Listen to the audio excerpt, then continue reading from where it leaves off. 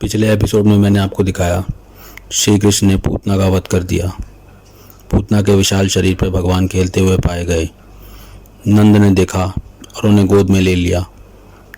उन्होंने पूतना को पहचान लिया। उन्होंने सोचा ये तो पूतना है, कंस की सेविका। कंस को जब पता चला कि पूतना का वध हो गया है तो वो चौंक गया।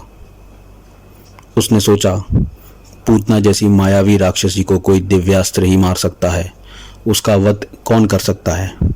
नंद गांव में ऐसा कौन सा महारथी है जो पूतना जैसी भयावह राक्षसी का वध कर सकता है। फिर उसने अपने बाकी असुरों को बुलाया। असुरों की एक सभा बुलाई और सभी असुरों को कहा कि नंद के बालक का वध तुम सबको करना है। सभी असुरों ने अपनी अपनी समय सीमा तय की और एक एक करके वहां जाने का निश्चय किया। एक दिन माँ यशोदा कृष्ण को एक टूटी बैलगाड़ी के ऊपर रख देती हैं और ऊपर माखन टांग देती हैं। तभी वहां पे एक राक्षस आता है जो कि शक्टासुर होता है। शकटसुर जो होता है, जिसके बाद जो दर्शक शक्टासुर के बारे में नहीं जानते उनको मैं बता देता हूँ। शकटसुर जो है वो हिरण्याक्ष का पुत्र था, जिसका वास्तविक नाम उत्कच था। उसको श्राप मिला था लोमेश ऋषि से कि जा तू देह रहित हो जा। देह रहित मतलब जिसकी कोई देह नहीं होती, जिसका कोई शरीर नहीं होता, मतलब वो एक इनविजिबल मैन की तरह था। उसने फिर ऋषि से माफ़ी मांगी और ऋषि को दया आ गई। तब ऋषि ने उससे कहा श्री कृष्ण के पैरों के द्वारा तेरा उद्धार होगा और तू इस योनि से मुक्त हो जाएगा। ये जानते हुए शक्टासुर श्री कृष्ण को मारने के लिए उस बैलगाड़ी के ऊपर आ बैठा। कृष्ण भगवान ने आँख खोलकर देखा कि वो राक्षस वहाँ बैठा है बैलगाड़ी के ऊपर। कृष्ण भगवान समझ गए ये मेरा वध करने के लिए आया है। कृष्ण भगवान ने जोर से एक लात मारी बैलगाड़ी को और बैलगाड़ी राक्षस समेत हवा में चली गई। राक्षस हवा में तैरता तैरता मृत्यु को प्राप्त हो गया और मर गया। इस तरह शक्टासुर अपनी उस योनि से मुक्त हो गया भगवान के हाथों और चला गया। माता यशोदा ने देखा कि बैलगाड़ी कृष्ण के ऊपर आ गिरी है, मगर कृष्ण फिर भी सुरक्षित हैं।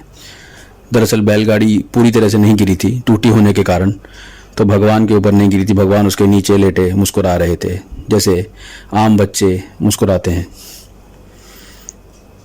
अब अगला असुर त्रिनिवर्त आया। त्रिनिवर्त एक आंधी तूफान पैदा करने वाला असुर था।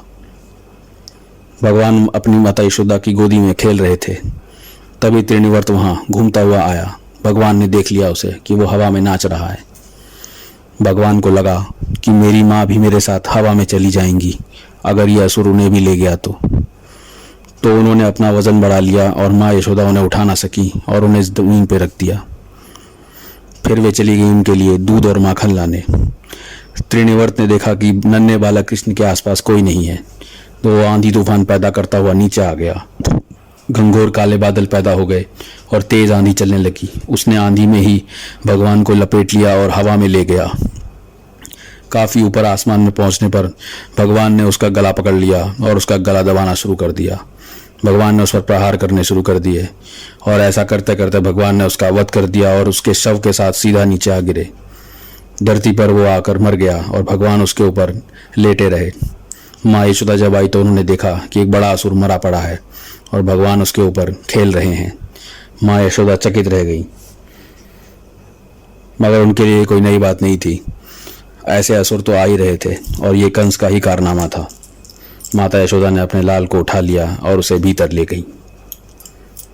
अगले एपिसोड में देखिए माखन चोर श्री कृष्ण।